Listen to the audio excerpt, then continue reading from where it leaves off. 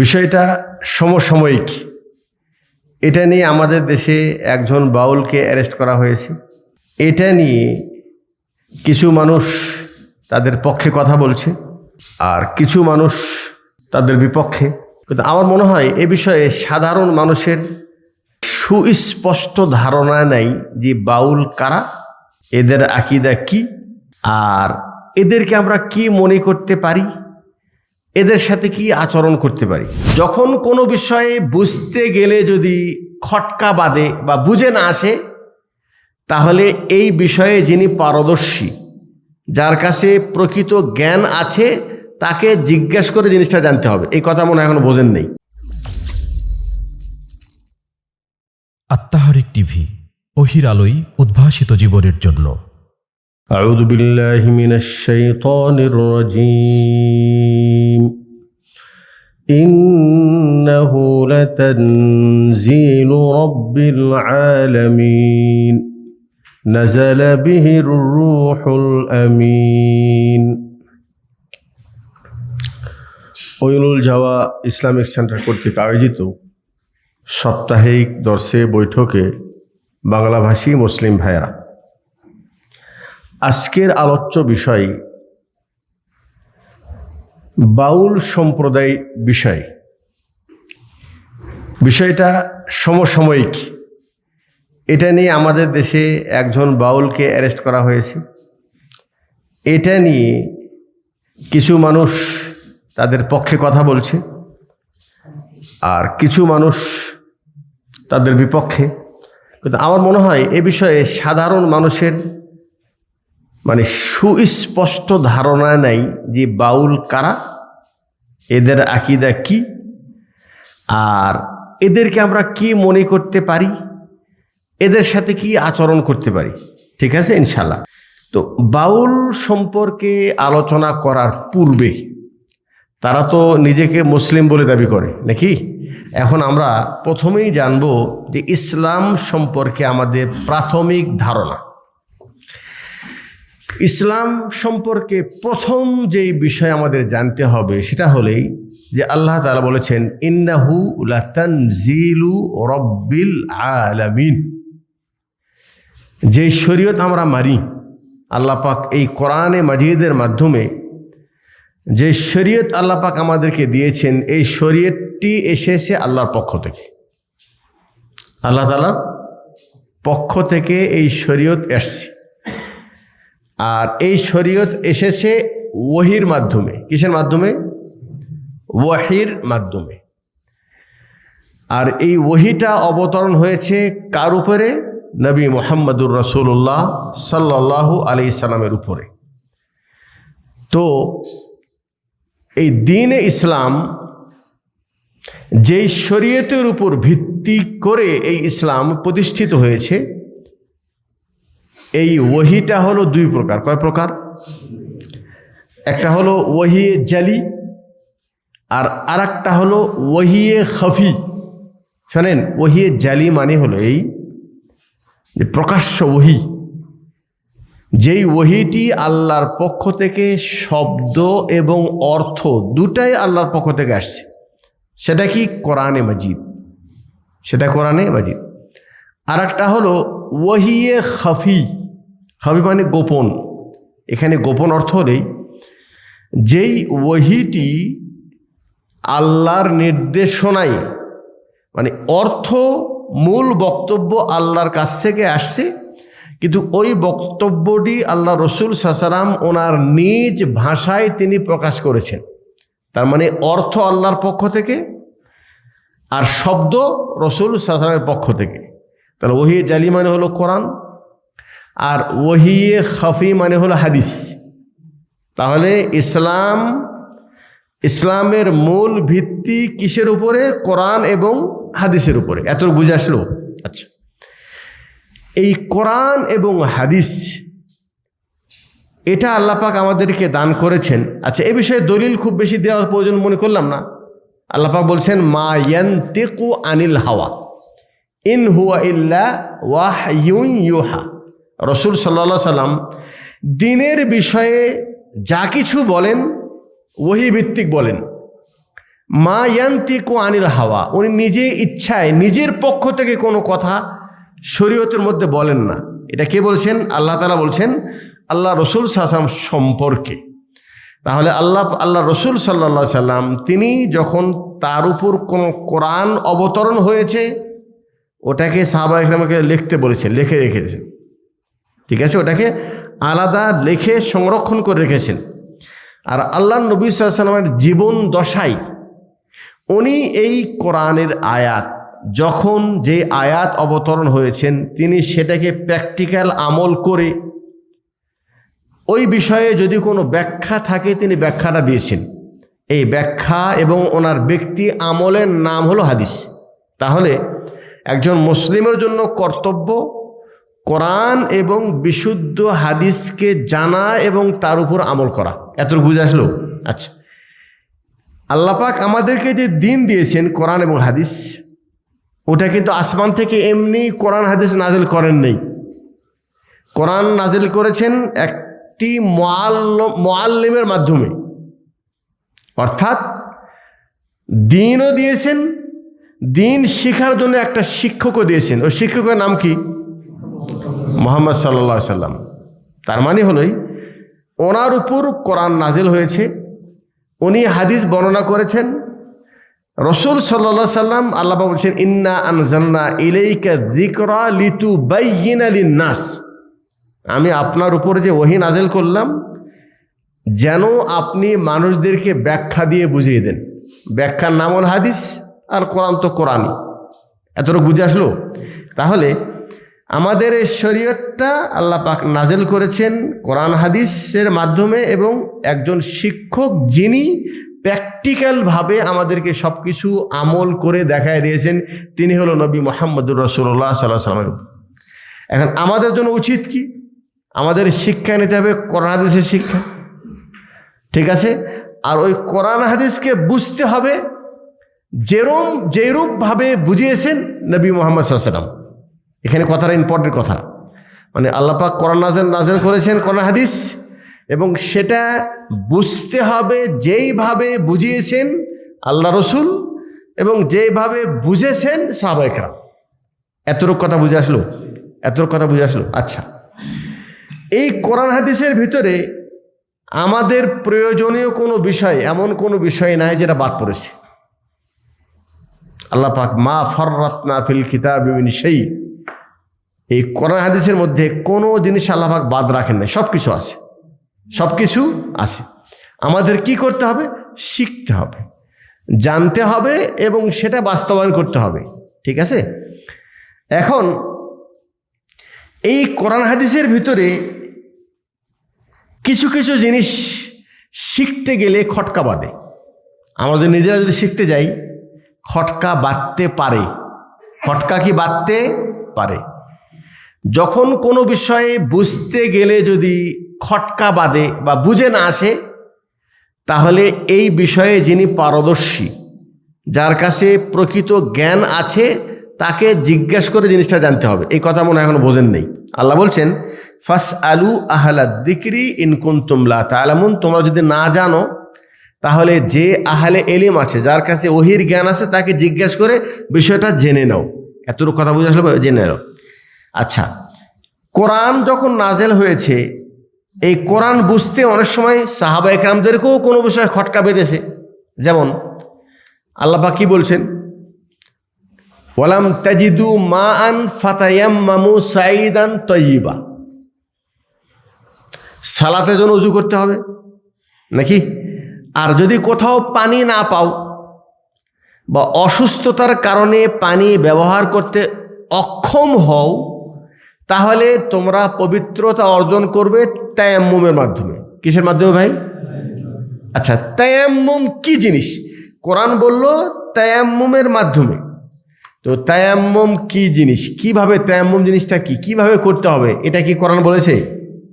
বলেছে? বলেন।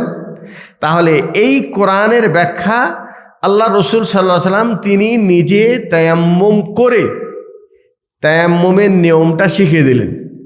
কথা বুঝে আসলো? এতটুকু বুঝে আসলো? তার মানে হলেই যে সাহাবি বুঝেছে যে তায়াম্মুম করতে হবে, তার মানে উনি মনে করছেন অজুর ক্ষেত্রে তো অজুর জায়গা মাটি দিয়ে এটা মাসা করতে হবে, আর যদি কারো জন্য গোসলও প্রয়োজন হয় তাহলে পুরা শরীর মাটি দিয়ে গোসল করতে হবে, মাটি দিয়ে স্পর্শ করতে হবে। এটা বুঝেছেন কে?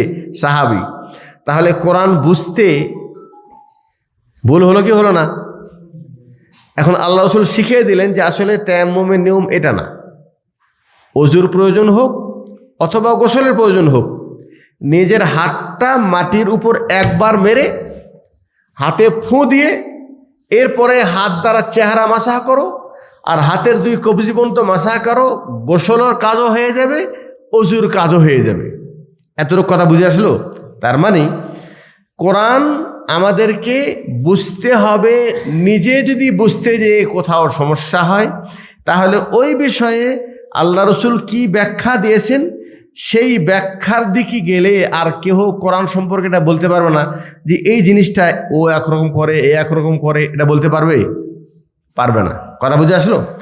তাহলে কোরআন হাদিস বুঝতে হবে রসুলের ভাষায়, আর কোথাও যদি বুঝতে সমস্যা হয় তাহলে সেই ক্ষেত্রে আল্লাহ রসুল সাহাবীদেরকে যেভাবে বুঝাইছেন আমাদেরকে সেভাবে বুঝতে হবে।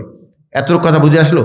আচ্ছা, আল্লাহ পাক কোরআনে মাজিদের মধ্যে কিছু বিষয় এমন রেখেছে সুস্পষ্ট, একেবারে ওর জন্য কোনো দলিলের দরকার নাই, অত বেশি বোঝারও দরকার নেই। আল্লাহ বলছেন দুই ধরনের আয়াত আছে। কয় ধরনের আয়াত? একটা হলো মুহকাম আর একটা হলো মুতাশাবিহ। মুহকাম মানে হলেই যেমন আল্লাহ বলছেন যে মদ খাওয়া হারাম, মৃত জিনিস হারাম, খিনজির মানে শুয়োরের গোশত হারাম, এটা আল্লাহ বলে দিয়েছেন স্পষ্ট, মানে এখানে কোনো বুঝতে কোনো সমস্যা হবে? হুররিমাত আলাইকুমুল মাইতাতু ওয়াদ্দামু ওয়ালাহমুল খিনজির, তোমাদের উপর হারাম করে দেওয়া হয়েছে মৃত জিনিস, রক্ত এবং শুয়োরের গোশত।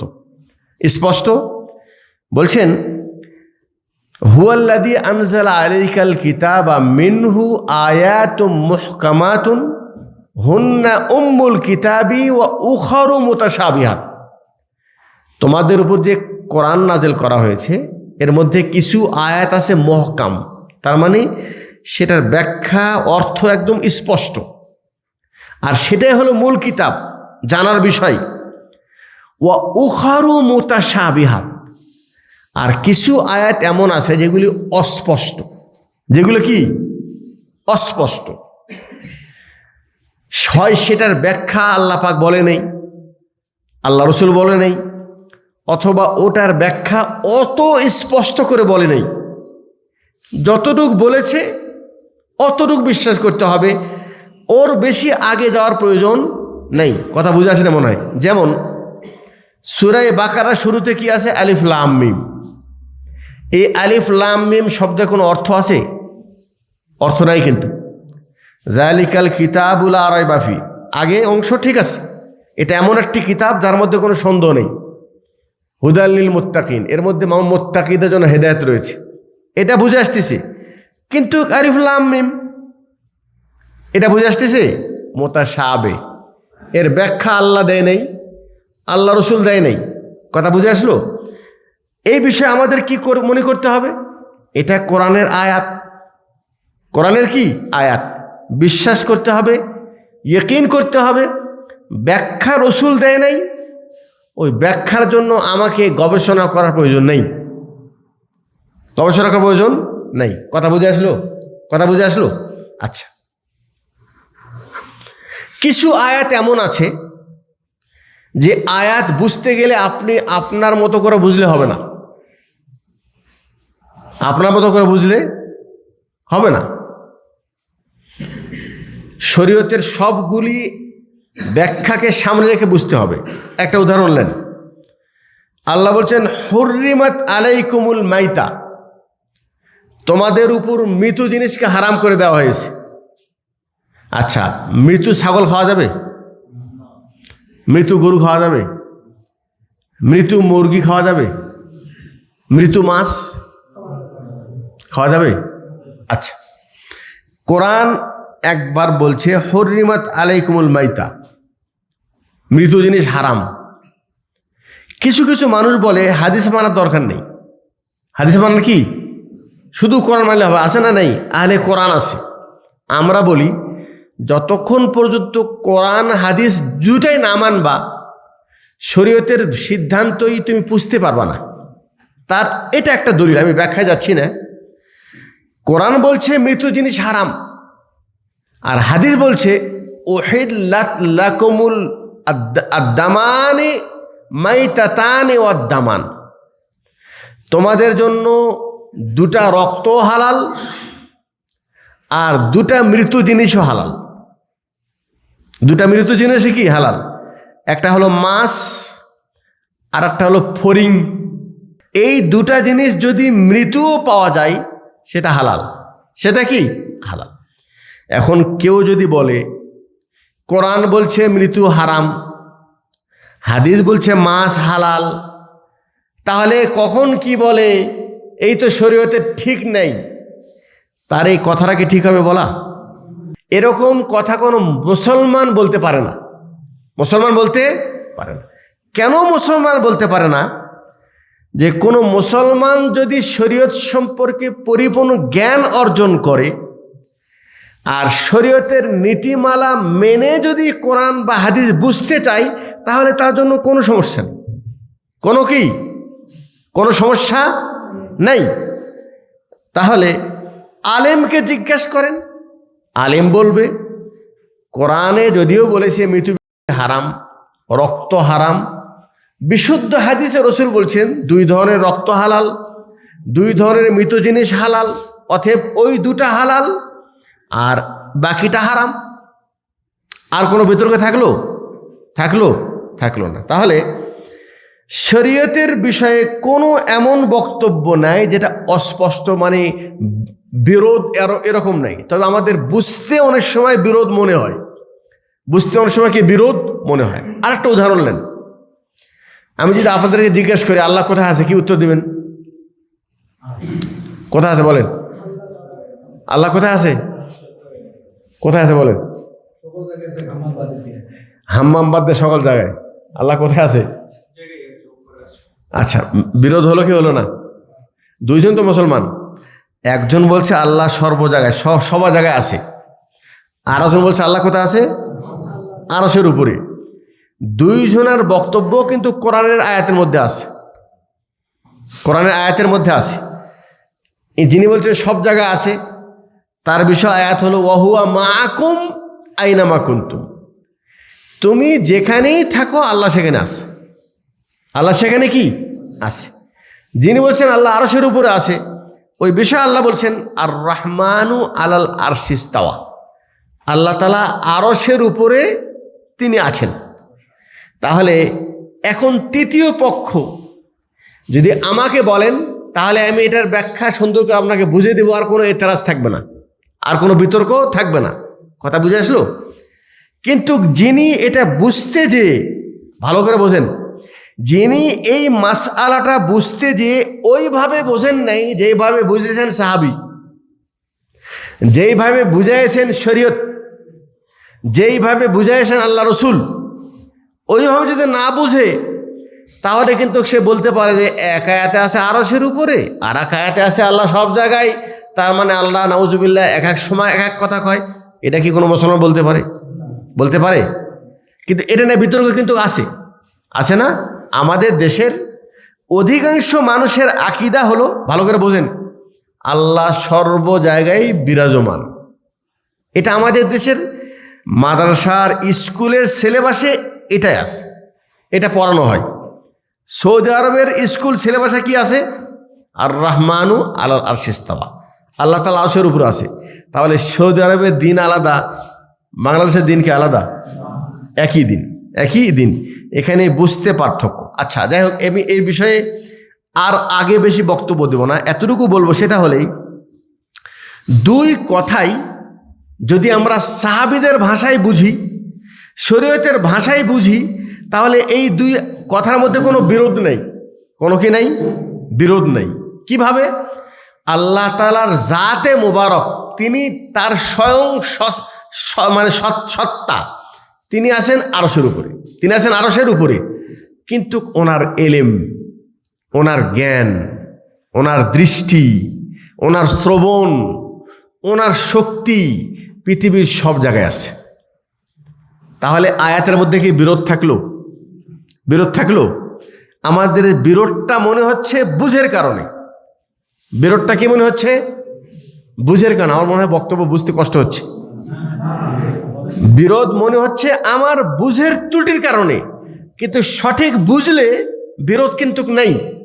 এখন আর এক শ্রেণীর মানুষ, ভালো করে বোঝেন, যার কাছে না শরীয়তের কোনো জ্ঞান আছে, না হাদিস কোরআনের কোনো জ্ঞান আছে, আর না উনি ইসলামের কোনো নীতিমালা মানে,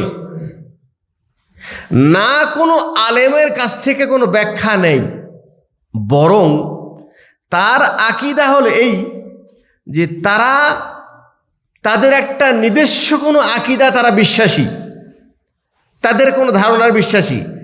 আর ইসলাম সম্পর্কে যতটুকু জ্ঞান অর্জন করে ওটা শুধুমাত্র দেখে যে কোথায় ইসলামের ভুল আছে, ওই ভুলটা মানুষকে বুঝিয়ে দেয়। এই যে তোমরা যে ইসলাম মানো, এ কি ইসলামে, এই ইসলামের মধ্যে এই ভুল সেই ভুল, আমার কথা বলে বুঝাতে পারতেছি না।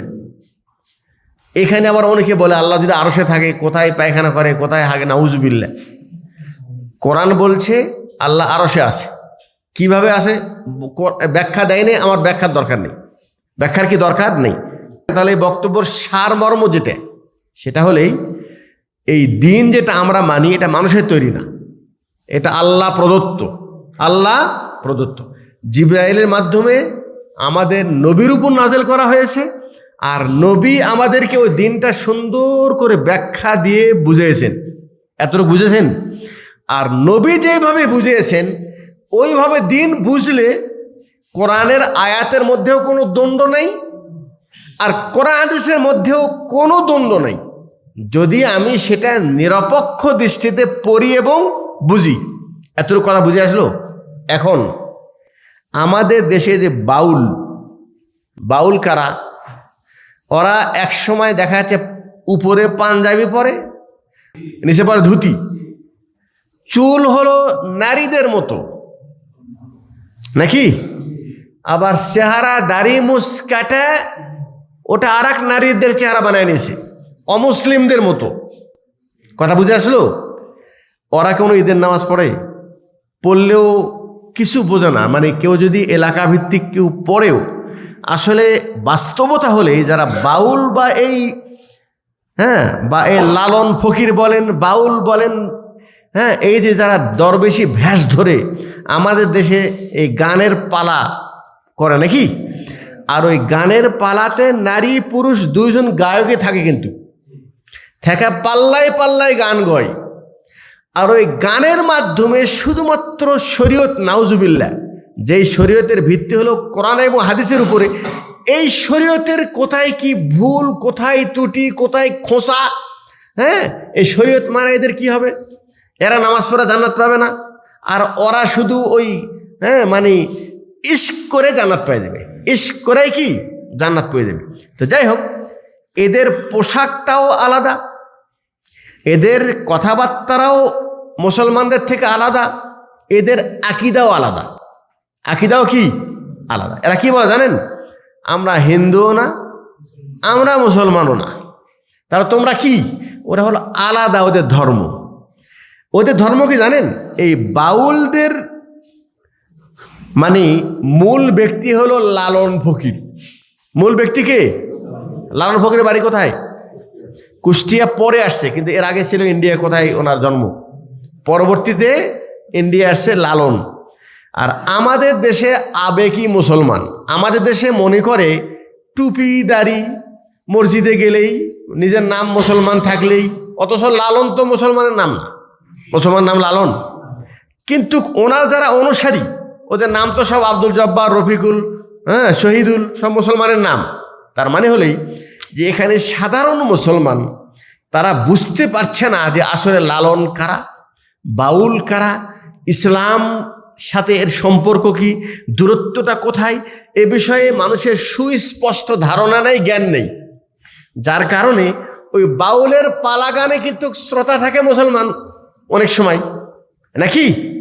ওই শ্রোতা ওখানেও শ্রোতা, আবার জুমার খুতবা সেখানেও শ্রোতা, কিন্তু ও কিছুই জানে না যে আসলে পার্থক্য দুটার মধ্যে কি। কথা বুঝে আসলো?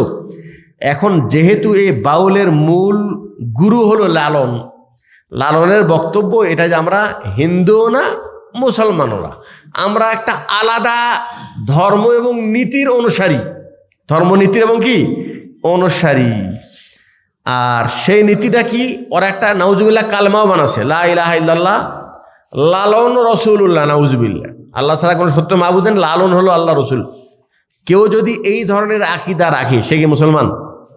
সে মুসলমান? সে মুসলমান না। আচ্ছা, লালন ফকির তার তো মাজার আছে নাকি? আর ওই লালন ফকিরের মাজারে প্রত্যেক বছর একবার ওরস হয়। সেই ওরসে যারা যায়, কারা যায়? এই বাউল। আর বাউলরা যে সেখানে কি করে? গানের পালা, গাঁজা, বিড়ি, সিগারেট, একই মঞ্চে একই খোলা জায়গায় নারী পুরুষ এক জায়গায়। এরপরে দেখা যাচ্ছে ওরা বিয়ে শাদিও ওইভাবে করা লাগে না। ওদের যারা গুরু যখন গান করতে যায়, কিছু নারী কিছু পুরুষ, ওই সেখানেই তারা যত যৌন চাহিদা সারা সব এইভাবে তারা মিটাই। কথা বুঝতে পারছেন তো? এটা হলো মূলত মানে সংক্ষিপ্ত আকারে এই বাউলদের সম্পর্কে একটু ধারণা। যদিও বাউল শব্দ, এই শব্দটা আসলো কোত্থেকে? এই শব্দটা কি আসলো কোত্থেকে? আচ্ছা, বাউল মানে কি জানেন? বাউল মানে পেশাব। বাউল মানে কি? আরবিতে বলে বাউল মানে কি? তো বাউল নাম রাখছে কেন? এদের আকীদা হলো এই যত, যেমন ওই অমুসলিমরা যেরকম, যেমন হিন্দুরা যদি পেশাব খায়, গরুর পেশাব খায়, ওরা তো গরুর খায়। আর এরা কি করে জানেন? এরা হলো নারীদের যখন হায়েজ হয়, হায়েজ মাসিক ঋতু হয় না, প্রথম 2-3 দিন কিন্তু রক্ত একদম কালো রক্ত হয়। আর ওদের যে গুরু, ওদের জন্য মানে এই কালো রক্ত খাওয়া এটা হলো ওদের ফজিলতের কাজ। ওদের কি ফজিলতের কাজ। তো ওরা রক্ত খায়, ওরা হলো পেশাব খায়। ওদের পেশাব করা পানি নেয় কিনা, পায়খানা করে মানে পরিষ্কার পরিচ্ছন্ন, কারণ ইসলাম তো তারা মানেই না, ইসলামের পবিত্র তারা মানেই না। তার মানে তাদের আকীদা এবং তাদের কর্মকাণ্ড জঘন্যতম। দেখেন না, বড় বড় চুল, চেহারা কোনো মুসলমানের চেহারা আছে? হিন্দু আর অমুসলিম চেহারা তার চেহারা একই। আর বড় বড় কত কথা, আর সেই কথার মধ্যে থেকে মানে শুধুমাত্র ইসলামের বিপক্ষে কথা বলে, ইসলামের বিপক্ষে কথা। এখন আমি মূল কথাটা বলি। বাউল সরকারে একজনকে অ্যারেস্ট করা হয়েছে, কারণ কি জানেন?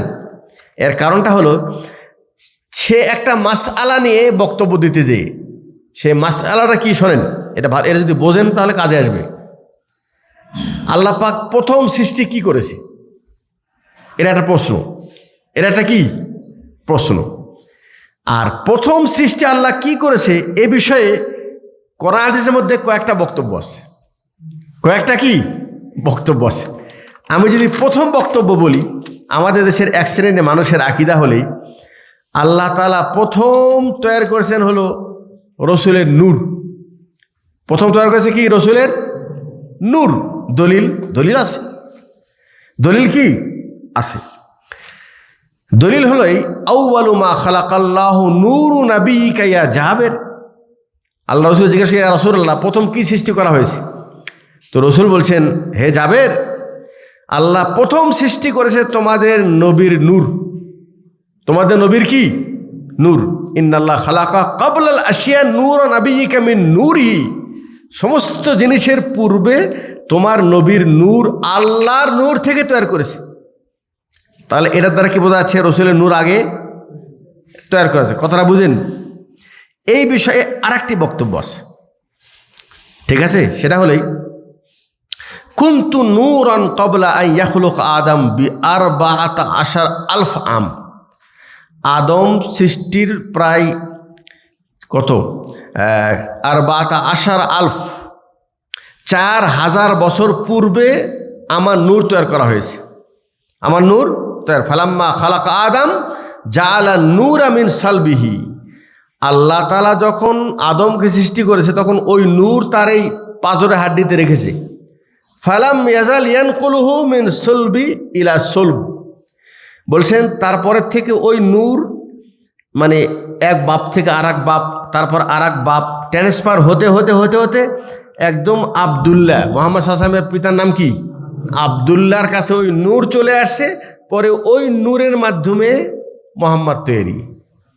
তাহলে খটকা কিন্তু আসে, খটকা কিন্তু কি আসে। আর একটা দলিল আছে, আল্লাহ যখন জমিন আসমানকে সৃষ্টি করেছে, তারপর এটাকে তৈরি করেছে, তারপরে কাতাবা আলা সাকিল আরশ, আরশের সাইডে আল্লাহ পাক লিখে রেখেছেন মুহাম্মাদুন রাসূলুল্লাহ খাতামুল আম্বিয়া, বলছেন মোহাম্মদ আল্লাহ রসুল আর তিনি হল শেষ নবী। ও খালাকাল জান্নাহ, এবং তিনি জান্নাত তৈরি করেছেন। আল্লাযী আসকানাহা আদম ও হাওয়া, যেই জান্নাতে আদম হাওয়া ছিল, আপনারা ইতিহাসটা জানেন।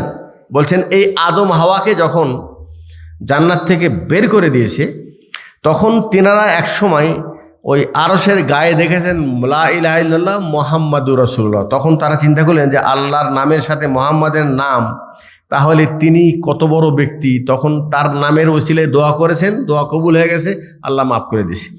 এতক্ষণ পর্যন্ত যে বক্তব্যগুলি দিলাম, এগুলি কিন্তু হাদিস হিসাবে আমাদের দেশে যারা সুফি আছে, মানে আমাদের দেশে এক শ্রেণীর আলেম, তারা কিন্তু বাউলরা যে কথাগুলো বলছে, এই কথার পেছনে সূত্র কিছু আমরাও, আমাদের কিছু এক শ্রেণীর গোমরা আলেমরাও, তারা এই হাদিসগুলি সমাজে আলোচনা করে তারা বক্তব্য দেওয়ার চেষ্টা করে যে প্রথম সৃষ্টি কি? রসুলের নূর।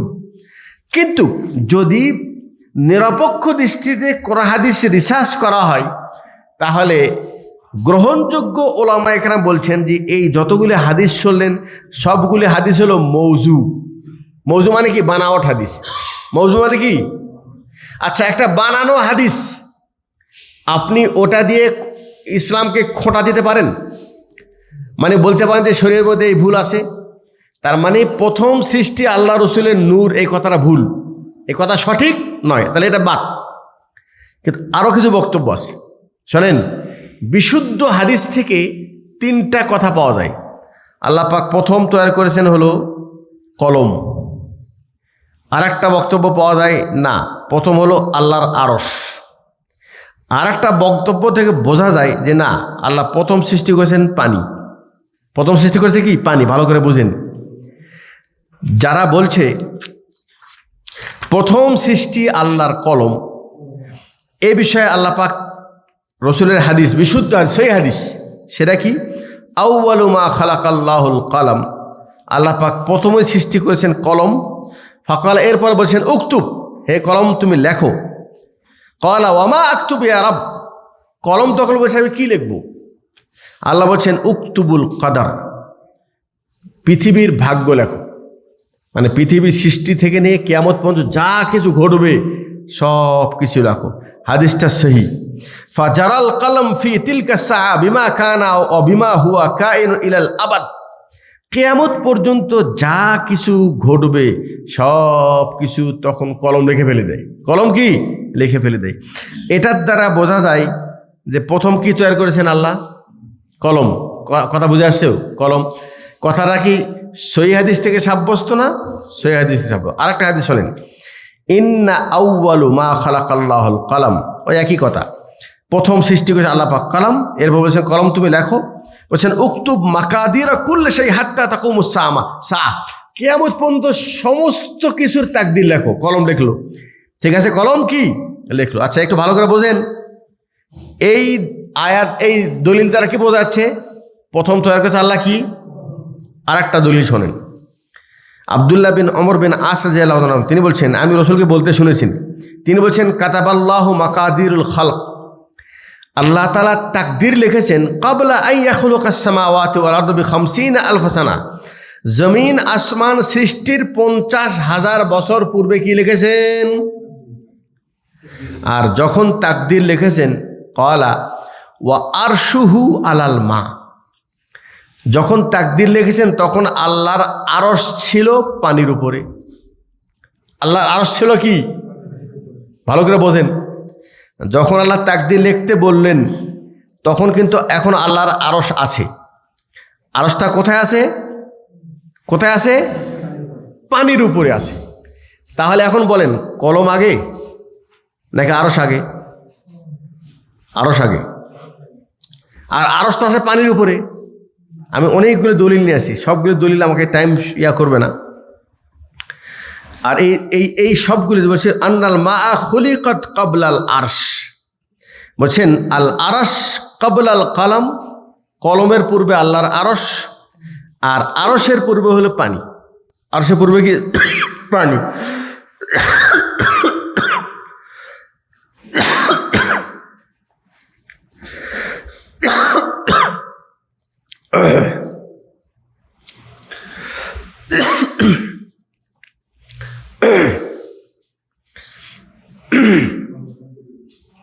পানি আছে, পানি আছে।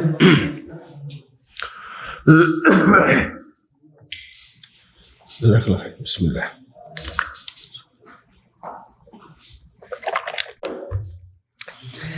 এত ডিপ আলোচনা বুঝতে পারছেন? গভীর আলোচনা।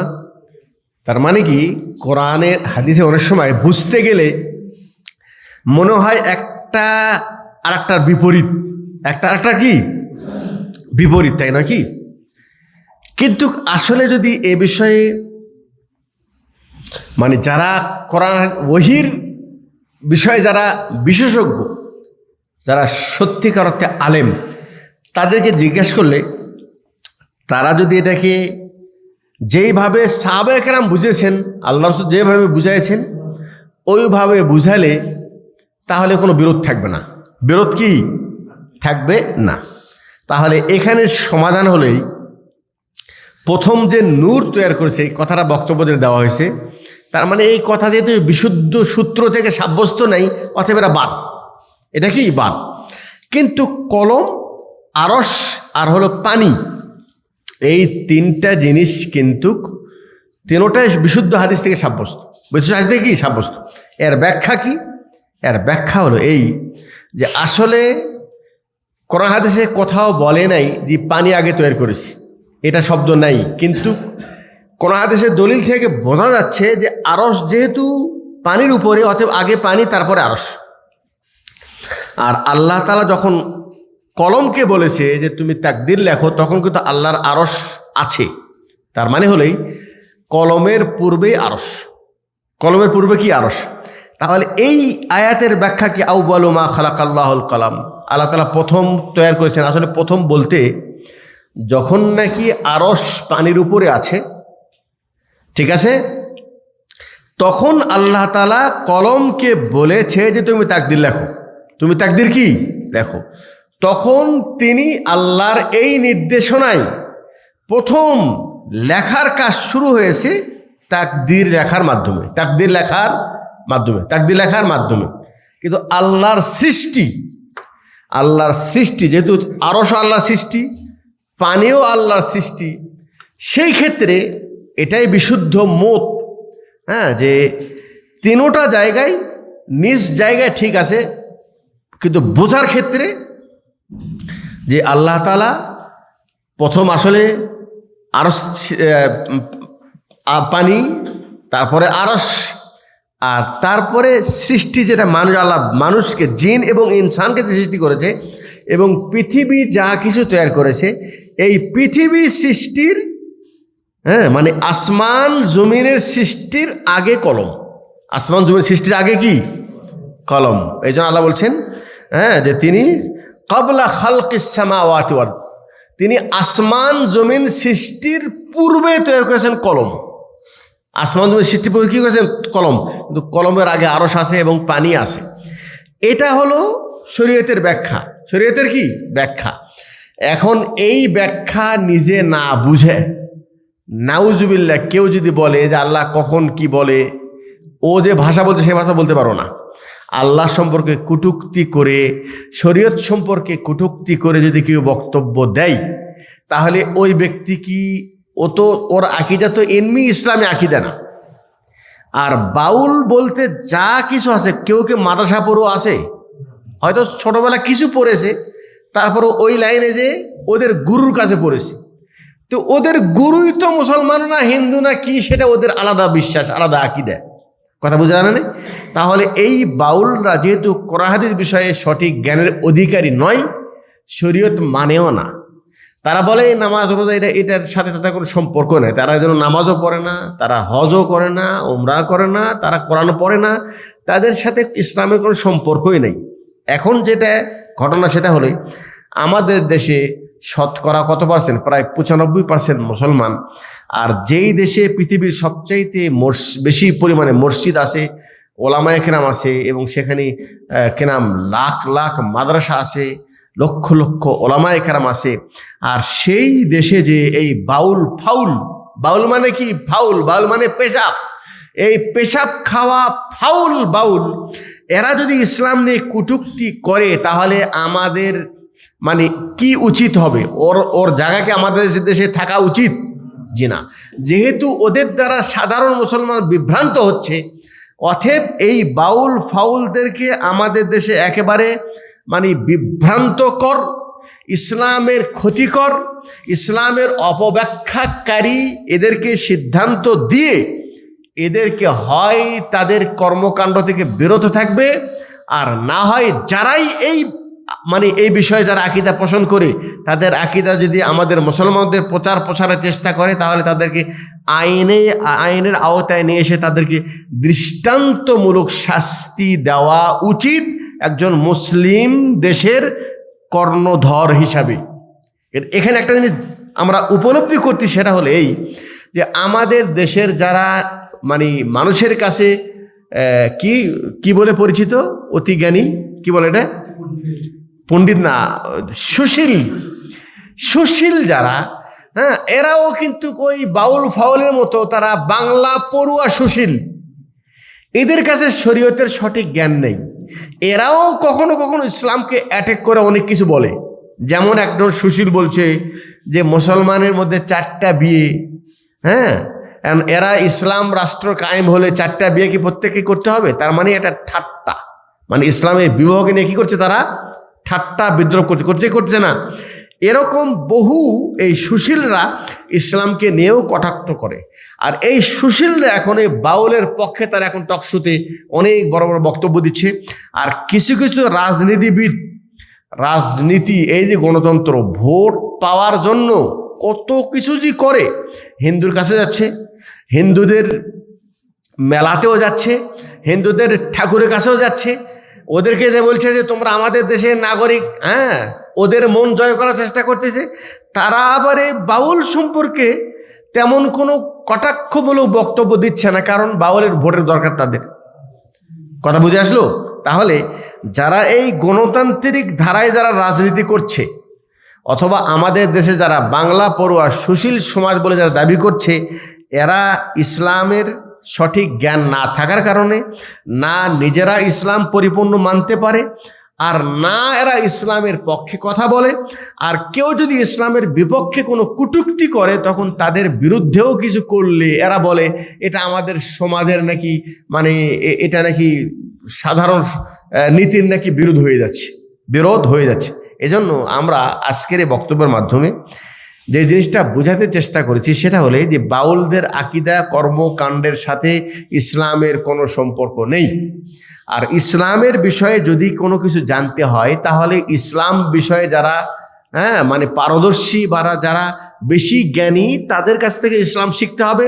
আর ইসলামের কোনো বিষয় যদি মনে হয় যে এটা পরস্পর বিরোধ, অথবা মানে একটা আর একটার বিপরীত মনে হচ্ছে, তখন মনে করবেন আপনার মানে জ্ঞানের শূন্যতা আছে, স্বল্পতা আছে, অথবা আপনার বুঝের ত্রুটি আছে।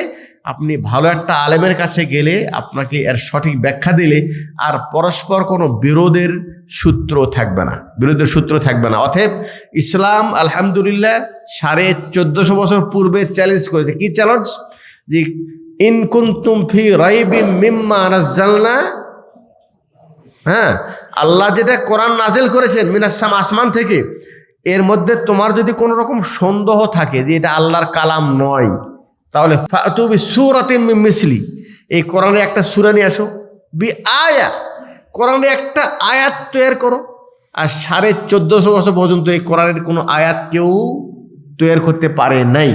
অতএব আমরা বিশ্বাস করি আমাদের সামনে যে দিন আছে, পবিত্র কোরআন এবং সহিহ হাদিস, জয়ীফ হাদিস দিন নয়, জাল হাদিস দিন নয়, পবিত্র কোরআন এবং সহিহ হাদিস, এর মধ্যে পরস্পর কোনো বিরোধ নেই। আর এর মধ্যে এমন কোনো জিনিস নাই যেটা বুঝে আসে না, আবার এমন কোনো জিনিস নাই যে পরস্পর বিরোধ এবং যার সঠিক ব্যাখ্যা শরীয়ত আমাদেরকে দেয় নেই, এরকম কিছু নাই। অতএব এই দিন পরিপূর্ণ আমাদেরকে জানতে হবে, যারা জানে তার কাছ থেকে জানার চেষ্টা করতে হবে। এই বাউল ফাউল সাধারণ মুসলমান তাদের কাছ থেকে যদি দিন নেওয়ার চেষ্টা করে, তাহলে তারা যেরকম ইসলামের থেকে বাহিরে, তাদের যারা অনুসরণ করবে তারাও কিন্তু ইসলাম থেকে বাহিরে চলে যাবে। ঠিক আছে, দুনিয়ার জীবন কেটে যাবে, কিন্তু মৃত্যুর পর চিরস্থায়ী জাহান্নামীতে কোনো সুন্দর অবকাশ নেই। অতএব আমাদের এই বক্তব্যটা সাধারণ মুসলমানের জন্য, যে আলহামদুলিল্লাহ আল্লাহ আমাদেরকে যে দিন দিয়েছেন, এটা মানুষের কোনো কথা না, আল্লাহ প্রদত্ত দিন। এই দিনের ভিতরে কোনো রকম কোনো সন্দেহর অবকাশ নেই। ঠিক আছে, সন্দেহ করলে ইসলাম থেকে বের হয়ে যাবে, ইসলাম থেকে বের হয়ে যাবে। অতএব যারা অজ্ঞ, যারা জানে না, সঠিক আলেমের কাছে জিজ্ঞাসা করেন। এই বাউল বা এই ধরনের যারা ভ্রান্ত সুফিবাদী আকীদার অনুসারী যারা, তাদের কাছে দিন নিরাপদ না, তাদের কাছ থেকে দিন শিখলে নিজের আকীদা আমল সব নষ্ট হয়ে যাবে। আল্লাহ তাআলা সকল মুসলিম ভাইদেরকে যেন দিনের সঠিক বুঝ দান করে।